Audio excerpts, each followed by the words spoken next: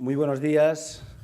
Muchas gracias de verdad a todos ustedes por el esfuerzo considerable que algunas y algunos habéis hecho por estar aquí esta mañana.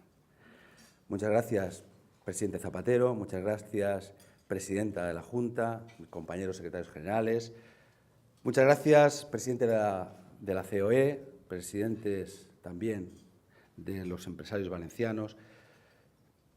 Muchas gracias a los representantes sindicales y a todos y a todas, porque sé, como os digo, el esfuerzo que hacéis y sobre todo también porque creo que es un mensaje que, como decía ahora Alfredo, es un mensaje que se lanza a la comunidad valenciana que es mucho más de lo que cada día aparece en los medios de comunicación. Buenos días, José Luis, muchas gracias por la invitación, muchas gracias a los patrocinadores también del Foro de Economía. Y muchas gracias, Alfredo, sobre todo por tu cariño, por tu afecto, pero por tu compromiso con la Comunidad Valenciana y con tu compromiso permanente con España. Creo que es fundamental, en tiempos de veleidades y banalidades, que políticos de tu fortaleza y de tus convicciones estén trabajando con fuerza. Y sé que tu compromiso en la Comunidad Valenciana es hoy, ayer y siempre. En un momento como el que estamos viviendo, en el que muchos están dispuestos a hablar, incluso a gritar, pero pocos están dispuestos a escuchar, foros como este ayudan a intentar plantear las cuestiones con seriedad, con rigor, con tranquilidad y sin maniqueísmos. Permítame que, para empezar, tome unas palabras prestadas de Manuel Vicent, valenciano de pro, y que tengo que decir, yo siempre empiezo el domingo a leer El País por la última página, por su magnífica columna.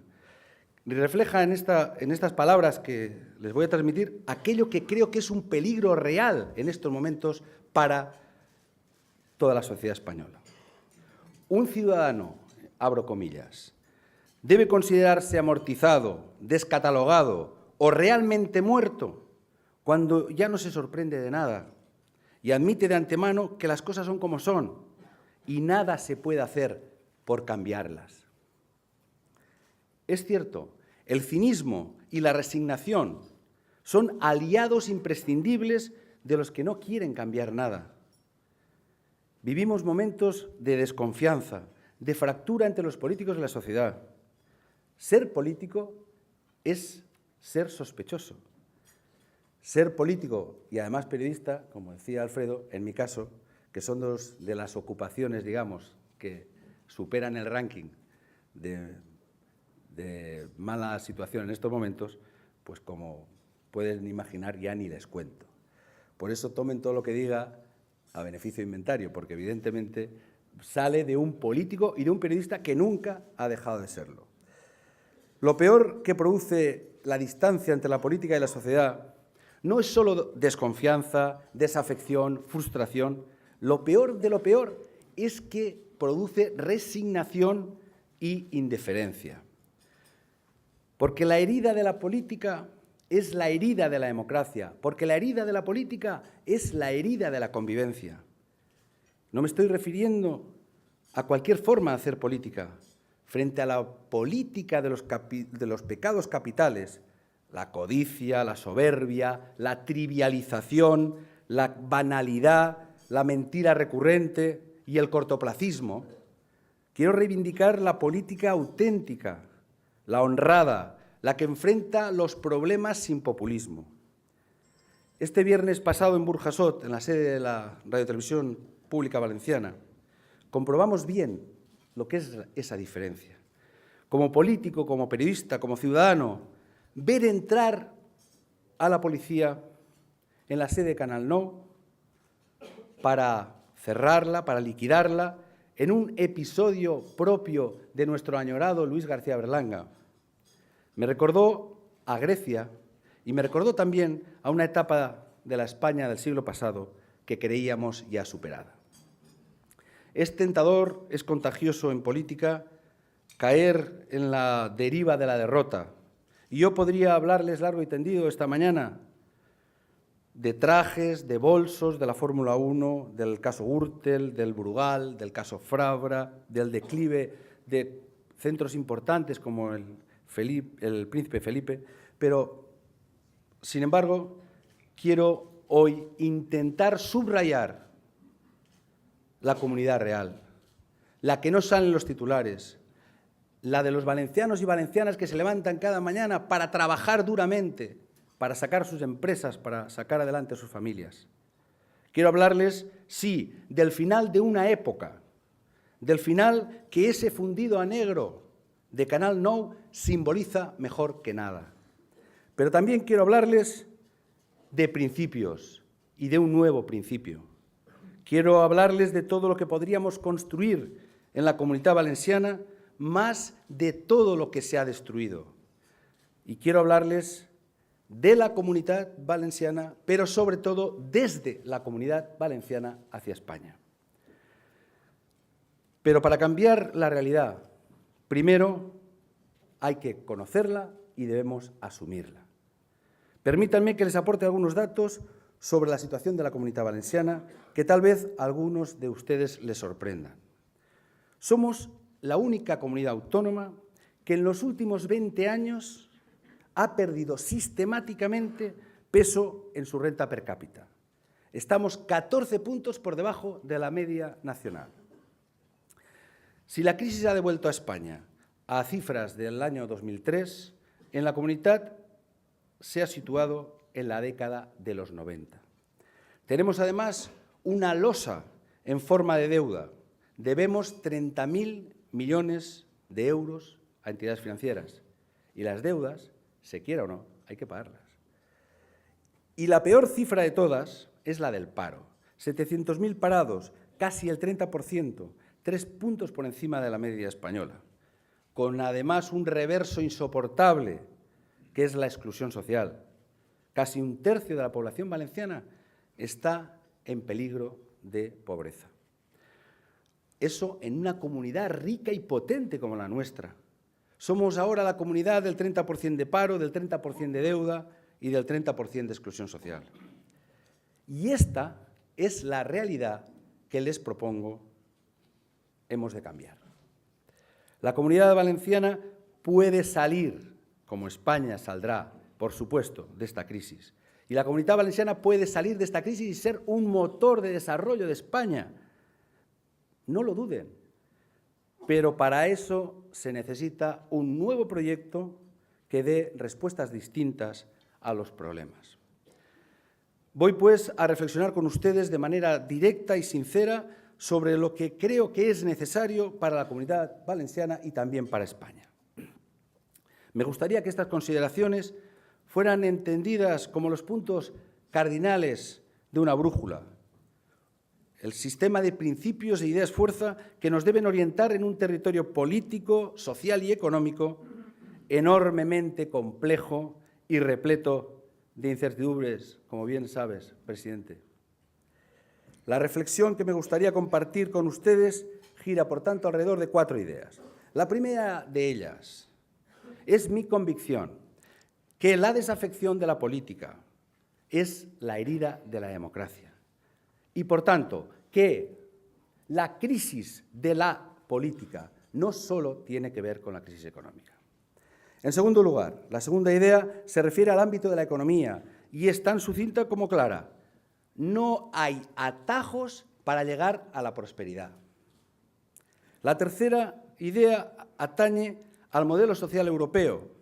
El estado del bienestar nos hace más competitivos, contribuye al crecimiento y contribuye al desarrollo económico. Y por último, la cuarta idea es mi convicción de que el mejor pegamento de España es la que mejor nos une, es la igualdad. La primera idea que paso a describirles y que he apuntado es la que hace referencia a la necesidad de dar soluciones a esta desafección creciente de los ciudadanos hacia la política. La desafección, como les decía, hacia la política no es solo producto de la crisis. Es cierto que la profundidad y la gravedad de la situación económica de España y muy en especial de la Comunitat Valenciana ha actuado como catalizador final de este sentimiento. Un malestar social generalizado que hunde sus raíces en la falta de respuestas de la política, tanto a sus problemas cotidianos como a los grandes problemas. Es vital, por tanto, para la convivencia, fortalecer la democracia. Las tiritas no pueden parar una hemorragia. 4 decisiones de un Consejo de Ministros no pueden parar esta hemorragia. Los ciudadanos lo que están, en muchos casos, poniendo en cuestión es la propia vigencia del sistema. La sombra de corrupción planea sobre todas las instituciones del país. Fíjense, ayer se hacía público el informe de Transparencia Internacional y muestra que España ha descendido 10 puestos en el índice de transparencia, del puesto 30 al 40. Y además la sensación de impunidad está muy asentada entre los ciudadanos, que entienden que no se trata a todos igual, que las conductas corruptas en muchas ocasiones quedan demasiadas veces amparadas por ese veneno para la democracia y para el Estado de Derecho que es la impunidad. Impunidad para los que arruinan una administración. Impunidad que ampara a los responsables de acabar con el sistema financiero y estafar a miles de familias con productos tóxicos. Impunidad para los que conceden indultos para un kamikaze gestionados de despachos de abogados donde trabajan familiares del ministro. Impunidad para los que desde 2006 niegan la justicia y el respeto y condenan al olvido a las víctimas del accidente del Metro de Valencia con 43 víctimas. Impunidad para los que han arruinado la radiotelevisión pública valenciana, primero manipulándola, corrompiéndola y ahora cerrándola. Impunidad para aquellos que roban, no pagan Hacienda y se sienten felices. Se lo oí decir a Iñaki Gabilondo el lunes. ¿De verdad queremos acabar con la corrupción? Y yo contesto con toda claridad. Queremos, debemos, es absolutamente imprescindible para que este país tenga futuro acabar con la corrupción. Hay que actuar ya. Democracia y corrupción son radicalmente incompatibles y quien la ampara, la protege, la tolera es políticamente responsable. Transparencia, honradez y ejemplaridad, los 3 antídotos contra la corrupción. Ejemplaridad, porque nuestra crisis tiene también un calado ético de primera magnitud. Es necesario, por tanto, hacer acciones importantes. Es necesario reformar la ley del indulto para que no se pueda indultar a corruptos. Devolver la centralidad de la vida política al Parlamento. El Congreso, los diputados o los parlamentos autonómicos no pueden ser simplemente un lugar donde se sellan los acuerdos del Gobierno. Y, por supuesto, tiene que haber posibilidades de plantear las iniciativas de transparencia como las comisiones de investigación y que no estén bloqueadas. No es posible bajo ningún concepto que en un momento determinado el presidente del Gobierno se niegue a acudir al Parlamento para explicar cualquier cuestión relativa a su comportamiento. Por tanto, es fundamental devolverle al Parlamento la centralidad y, desde luego, también reforzar las competencias, los recursos, la capacidad de inspección del Tribunal de Cuentas. En segundo lugar, la segunda idea que les quería transmitir es que tenemos que aprender de verdad las lecciones de esta crisis. Y está claro que no hay atajos para llegar a la prosperidad. Hace unos años la economía no era el problema. Pensábamos que siempre se iría creciendo y que el pleno empleo estaba al alcance de nuestra mano. La burbuja inmobiliaria parecía que nos acercaba al bienestar de países como Francia, Alemania, países que habíamos soñado llegar a ellos. Y no era cierto. El atajo nos llevó al precipicio. Los ciudadanos ahora esperan que reaccionemos ante el abismo económico. Y frente a ese abismo económico, no caben solo políticas de restricción que se plantean como un fin en sí mismo y no como el medio para garantizar la solvencia y mantener el bienestar. Por supuesto, con toda claridad, les digo que es evidente, hay que hacer ajustes para recuperar la competitividad, para recuperar el empleo. De eso no tengo ninguna duda, pero esa política debe estar legitimada y bien legitimada socialmente. La gente tiene que ver que los costes de ese ajuste se reparten equitativamente y para ello hay que comprometer desde la base a los agentes sociales, a las empresas, a los empresarios, a las comunidades autónomas que tienen una buena parte de la gestión. Hay que comprometer desde abajo todo el entramado institucional para que de verdad, finalmente, la salida sea justa. No se pueden imponer, como se están imponiendo, recortes dramáticos de forma unilateral, como si fueran simples ajustes contables, como si no afectaran a miles y a miles de personas. Además, con total claridad, se ha visto, esta economía no va a salir adelante solo con recortes. Nos comentaba hace unos meses un alto funcionario europeo que una pyme, una pequeña empresa española y una danesa se enfrentaban a la misma competencia internacional, pero con tres grandes diferencias. La primera, que una danesa accede al crédito con facilidad. La segunda, que el coste de la energía es sustancialmente menor. Y la tercera, que la administración en ese país actúa a favor del entorno económico y a favor de la economía. En España, una pyme, por un préstamo de $500.000 de euros, paga un 35% más de intereses que la media europea y un 77% más que una empresa alemana. En España, una pyme paga un 20% más que la media europea por la energía. Y eso, de momento, porque lo único que ha hecho durante este tiempo las famosas reformas del ministro Soria ha sido encarecer la energía con impuestos para la industria. Y ahora veremos qué va a pasar. En España, la Administración no está tampoco, en tercer lugar, creando las condiciones necesarias para las empresas. Yo creo que todos hemos oído cientos de veces lo de la ventanilla única y cosas de este estilo. La realidad es que, según el Banco Mundial, cada vez es más difícil hacer negocios en España. Desde el 2012 hemos pasado del puesto 44 al 52, 8 puestos perdidos en solo un año.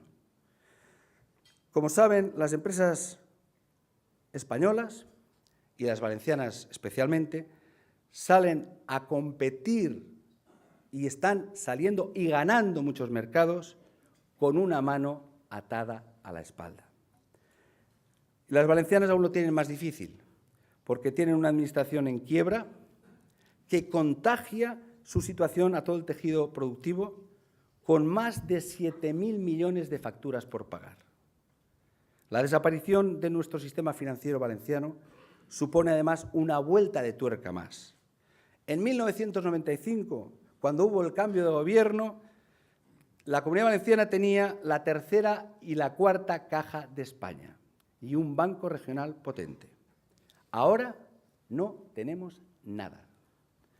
No se trata de una cuestión menor, ni se trata de cuestionar a quienes hoy están gestionando estas empresas. Lo que se trata es de una pérdida real de proximidad, de sensibilidad sobre las necesidades financieras de nuestro tejido productivo y también de cientos de puestos de trabajo que o bien se han trasladado o que finalmente se han evaporado. Para superar estos frenos a la competitividad es necesario adoptar muchas medidas, pero, en mi opinión, algunas ambiciosas y de manera rápida. Primero, creación de un banco público para las pymes, sacar del caos al sector energético, pasar de una administración soberbia y disciplinaria a una administración cooperadora, a una administración que ayude de verdad y, desde luego, reformar el sistema fiscal, que no es hacer una reforma fiscal cualquiera. Hay que atajar con profundidad la cuestión fiscal. Sobre esto último, permítanme un matiz. A mi parecer, y con humildad digo, que ni subir impuestos es de izquierda, ni bajarlos tampoco. Depende de cómo se establezcan. Cómo salir de la crisis, cómo salir. Al final no se trata de salir a cualquier precio, porque salir vamos a salir, pero ahora de lo que se trata sobre todo es de definir cómo vamos a salir. Vamos a salir a la nórdica, ganando competitividad a base de ser más productivos, o vamos a salir a la asiática, que es la vía que ha elegido este gobierno, devaluando salarios y derechos. La cultura hacia la competitividad, en la que creo profundamente, es la cultura, por supuesto, del esfuerzo inteligente, de la valoración del trabajo y del reconocimiento del mérito. Eso es ni más ni menos que lo que han hecho durante décadas tantos empresarios y trabajadores valencianos.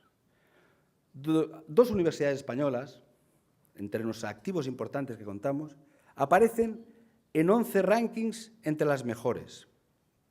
22 millones de turistas visitan la Comunidad Valenciana.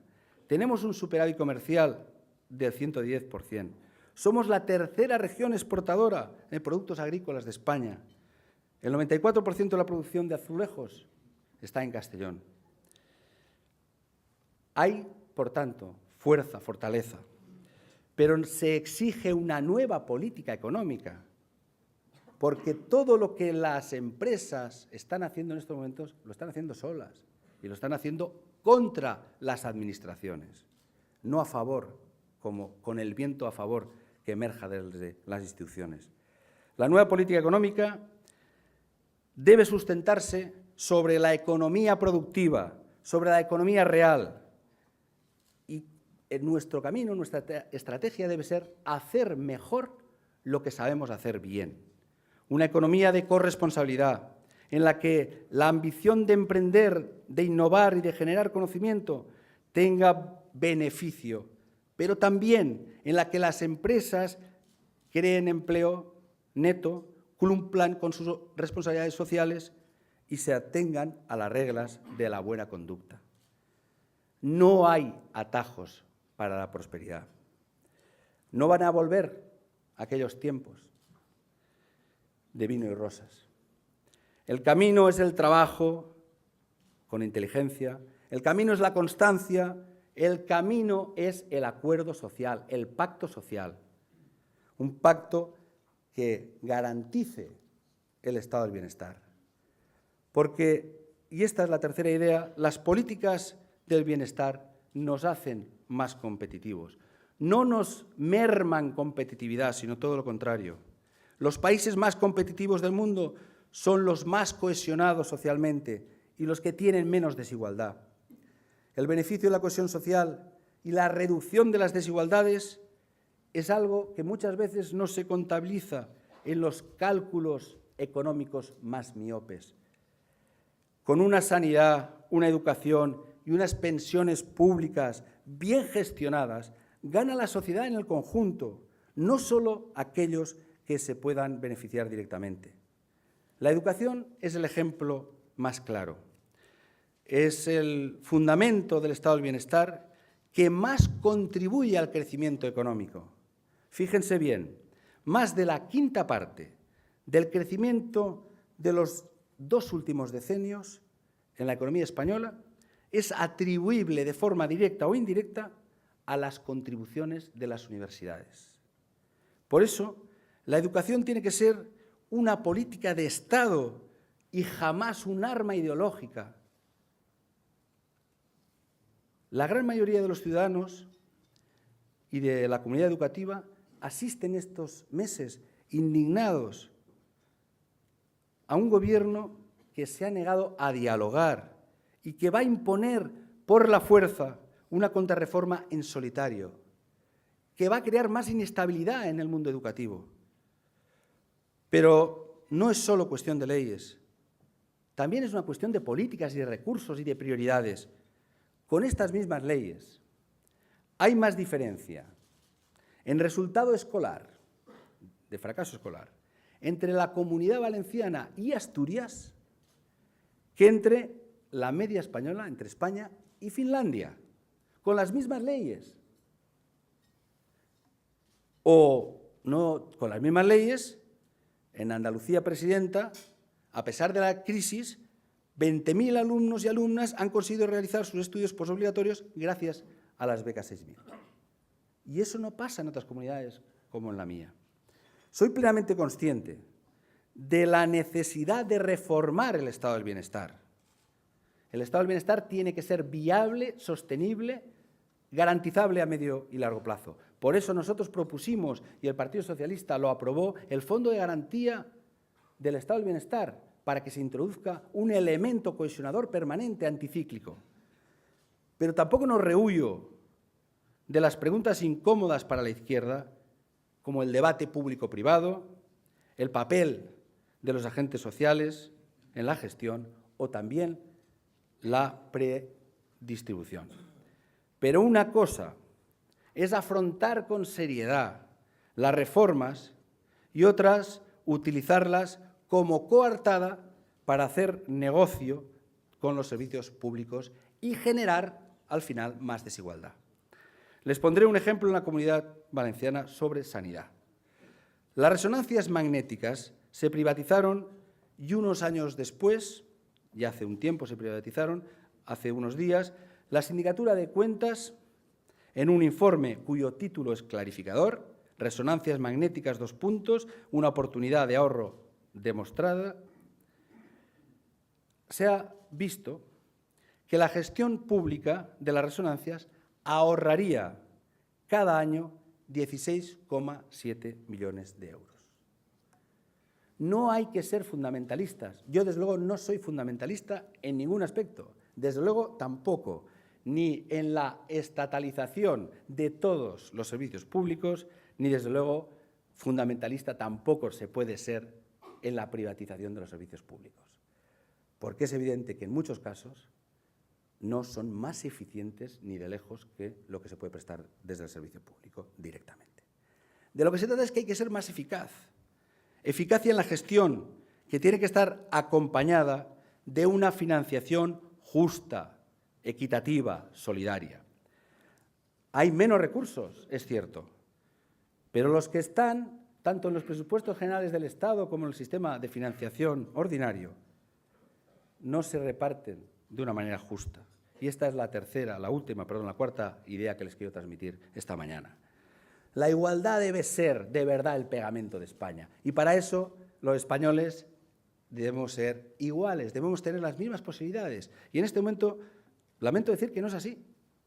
Y se lo voy a decir, se lo voy a demostrar. La diversidad, yo creo en la diversidad es fundamental, pero al mismo tiempo es fundamental también a entender el concepto global.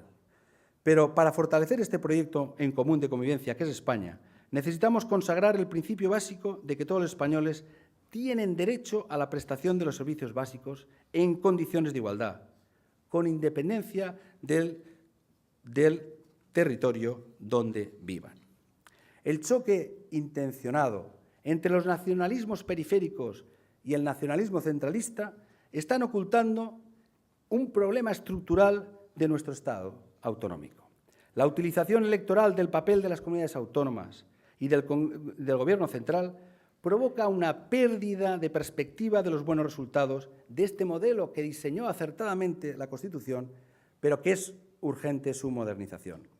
Todos aquellos que queremos a la Constitución, todos aquellos que de verdad quieren la Constitución, saben, en este 35 aniversario, que la mejor defensa que podemos hacer de la Constitución es reformarla.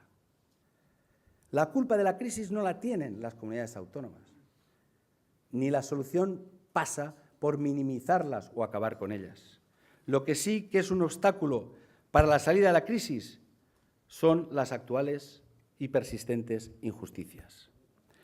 La España actual es asimétrica, injusta, insolidaria en cuanto al reparto de recursos.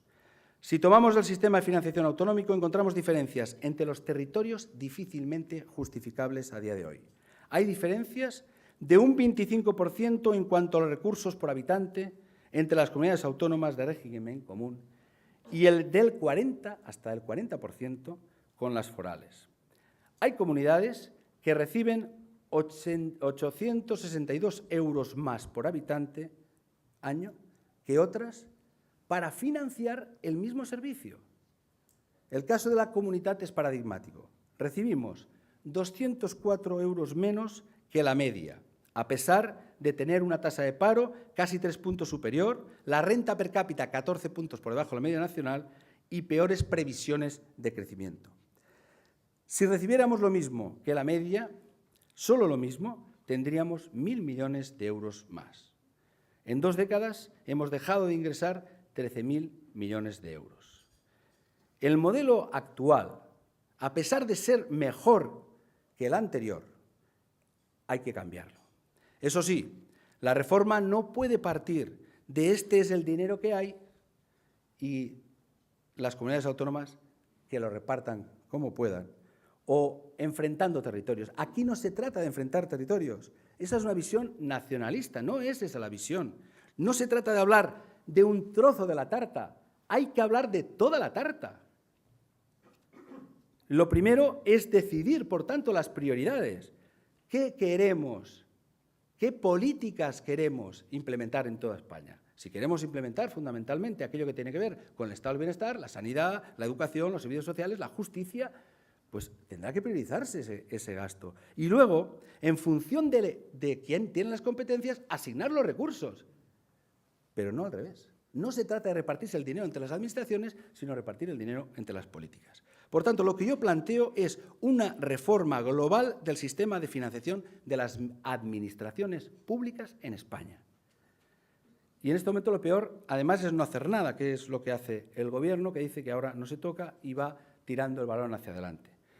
Es urgente esta reforma con mirada federal, basada en la igualdad y no en el statu quo. Pero, desde luego, no habrá ningún modelo institucional que no funcione sin lealtad. La igualdad comporta también que se aplique permanentemente el sistema de lealtad que rige en los países más avanzados. Entiendo este debate, por tanto, desde la lealtad, pero no vamos a permitir, no podemos permitir que el precio de la lealtad sea la discriminación de la Comunitat Valenciana o de cualquier otra comunidad. Eso no es lealtad. La lealtad es hacer las cosas acordadas y hacerlas bien. Y acabo ya. Como he expuesto, por razones no solo políticas, sino sobre todo económicas, sociales y fundamentalmente éticas, la Comunitat Valenciana tiene una necesidad urgente de cambio, de alternancia higiénica, desatascar esta situación, este atasco monumental que vivimos en lo político, en lo social, en lo económico, exige un cambio político. El barco zozobra y el capitán ha perdido no solo el rumbo, que era completamente errado, sino la capacidad de llevar el timón y reaccionar. Si seguimos así, nos la vamos a dar. Si seguimos así, nos vamos a pique. La pregunta es bien clara. ¿Queremos aspirar al bien común, al bien colectivo o al sálvese quien pueda? Yo creo que respondiendo a esa pregunta sabremos lo que tenemos que hacer. Nuestra tarea no va a ser fácil y para eso les propongo cambiar todos nuestra forma de hacer política, escuchar al adversario, legitimar de nuevo la interlocución social como un elemento fundamental, porque desde luego aquí soluciones milagrosas no existen y nosotros tampoco las tenemos. Lo que sí que tenemos es la convicción que con un gran pacto social que yo propongo podemos salir adelante. Eso es lo que necesita la Comunidad Valenciana. La Comunidad Valenciana está en peor situación, si hacemos el paralelismo, que la España de la transición o en esos parámetros. Y, por tanto, si en aquel momento fuimos capaces, y se fue capaz en el conjunto español, de hacer los pactos de la Moncloa, yo creo que hay que hacer los pactos de la Generalitat para salir adelante. La Comunitat Valenciana tiene mejores condiciones que muchas otras comunidades para cambiar el curso de los acontecimientos. Tenemos infraestructuras, comunicaciones, trabajadores cualificados, centros de investigación y universidades, empresas líderes en sectores como el agroalimentario, como el azulejero, y sobre todo tenemos esa cultura del emprendimiento. Lo único que no cuadra es que estemos en esta situación catastrófica. Lo único que cuadra es trabajar por un futuro distinto. En ese futuro quizá haya menos recursos, pero lo que sí que habrá es mucho margen para hacer las cosas mejor, hacer las cosas de una forma nueva, hacer política de verdad. Porque nuestra tierra lo tiene todo para dar la vuelta a esta situación. Y por eso me siento con fuerza, para comprometerme a dos cosas. Primero, a mantener esa brújula que les he comentado con los 4 puntos cardinales. El primero, combatir la desafección de la política y luchar contra la corrupción. Tolerancia cero contra la corrupción. En segundo lugar, apostar por la economía real, por la reindustrialización, por la industria agroalimentaria, por la agricultura, por todos los sectores productivos valencianos. Y diciendo claro que no hay atajos para la prosperidad, que no volvemos a tener que volver a caer en aquellos errores nefastos de poner todos los huevos en la cesta de la especulación inmobiliaria. En tercer lugar, salvaguardar el estado del bienestar para garantizar la cohesión social y contribuir al crecimiento económico. En cuarto lugar, la igualdad entre los españoles. Y mi segundo compromiso, el fundamental, unir a los valencianos buscando la colaboración de todos los sectores de la sociedad. Todos y todas son fundamentales para este nuevo tiempo. Y por eso este es nuestro compromiso, la unidad para salir de una situación a la que nunca hubiéramos tenido que llegar. Muchas gracias.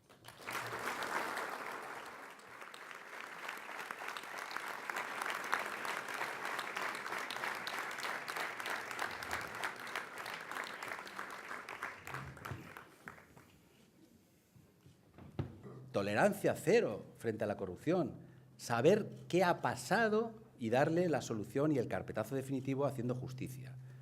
¿Qué cosas haría inicialmente? Ya le digo, lo primero, recibir a las víctimas, a la Asociación de Víctimas del Metro, que han sufrido el peor de los desprecios por parte de un gobierno que no ha querido atender en ningún momento, ni por razones de humanidad, su sufrimiento.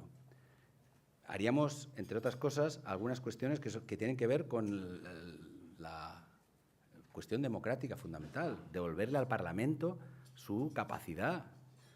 Esas son cuestiones básicas. Después, desde el punto de vista de lo que es la gestión económica, yo creo que tenemos que ir a un modelo de cogestión con los sectores productivos, no intentando introducir esta situación que es rara para los teóricamente liberales, que ha sido una intromisión permanentemente en la economía, introduciendo pues, distorsiones, como ha sido hacer un parque temático o hacer otras actuaciones de tipo que han incorporado a lo público en lo que no debe estar, ¿no?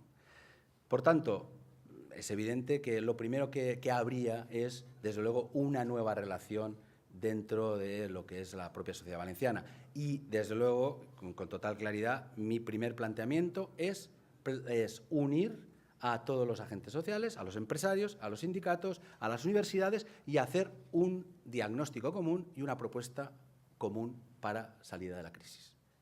Por lo que se refiere a cosas a mantener, bueno, desde luego yo no soy un destroyer, quiero decir que todo lo que funcione razonablemente bien, pues va a mantenerse. Funcionan, desgraciadamente, bastante pocas cosas bien, pero en cualquier caso, si lo que funcione bien, va a continuar funcionando. Nadie tiene que tener ningún tipo de prevención al respecto. Y, bueno, pues nosotros, respecto al pacto social, mire, en la única entrevista que yo he tenido con el presidente de la Generalitat a petición propia, una vez fui hace un año y medio elegido secretario general del Partido Socialista y le pedí una entrevista, en la única que he tenido con él, porque jamás ha querido él volver a hablar conmigo, yo le propuse lo mismo que estoy proponiendo hoy, que lo liderara él, que sentar a los partidos políticos, a los sindicatos, a los empresarios, porque la situación era de emergencia. Yo le veo absolutamente incapaz de hacerlo y, por tanto, bueno, yo creo que ahora de verdad lo que toca, después de este desastre continuado, es convocar elecciones junto a las europeas y salir del desatasco. Eso es lo que creo que corresponde. Faustino Roig dice, ¿no le parece por lo menos curioso que el presidente Fabra haya pedido un pacto contra la corrupción y que lo haya hecho precisamente en Madrid, teniendo al lado al propio presidente Rajoy? Para hacer verosímil esa propuesta, ¿no debería Fabra obligar a dejar las Cortes Valencianas a los diputados imputados? Por ejemplo, ¿se librará la alcaldesa de Valencia, en su opinión, de ser imputada en el caso Nos? ¿No debería dimitir ya la alcaldesa de Alicante por corrupta? No tengo constancia, en ningún momento se ha dirigido a los grupos de la oposición el presidente de la Generalitat pidiendo un pacto contra la corrupción. Pero además, en este caso, no se trata de un pacto, simplemente que ejerza sus competencias y que actúe en consecuencia. No se trata tanto de llegar a ningún tipo de acuerdo. El problema que tiene es que dice una cosa y hace otra. Y eso es lo peor que hay en la política en estos momentos. Lo peor es decir una cosa y hacer otra. Eso es lo que no es tolerable. La realidad de los hechos es bien clara. El 85% de los diputados del Partido Popular de la Comunidad Valenciana firmaron hace pocos días una petición de indulto para un exdiputado condenado a corrupción. El 20% de los diputados están imputados. La alcaldesa de Alicante está imputada desde hace mucho tiempo y, desde luego, es evidente que está en una situación de atasco también monumental el Ayuntamiento de Alicante. Pero, en razón a esto, yo quiero decir una cuestión que creo que es fundamental. A los jueces lo que es de los jueces y a la política lo que es de la política. Una cuestión son las responsabilidades judiciales y otras son las responsabilidades políticas.